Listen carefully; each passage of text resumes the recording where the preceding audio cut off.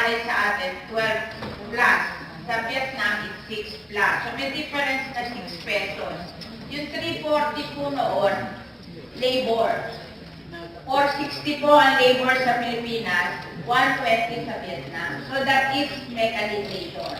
Sinabi po ng expert na pag tayo naka-mechanize, yung labor cost natin ay bababa ng piso.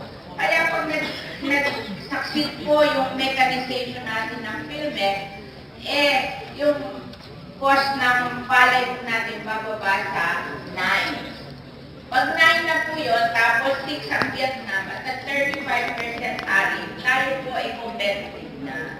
Kaya yun po ang talagang minamadali namin na ma-mechanize ang ating pagpuproduce ng bigas para bumaba yung cost natin to 9 para maging competitive na tayo sa Vietnam. Pag nagkaganon, hindi tayo parang takot na takot palagi. Natatalunin tayo ng Vietnam. Kayang-kaya yun eh. Kaya lang, bibigyan natin ng oras na ma-implement yung ating Rice Competitiveness Enhancement Fund. Yan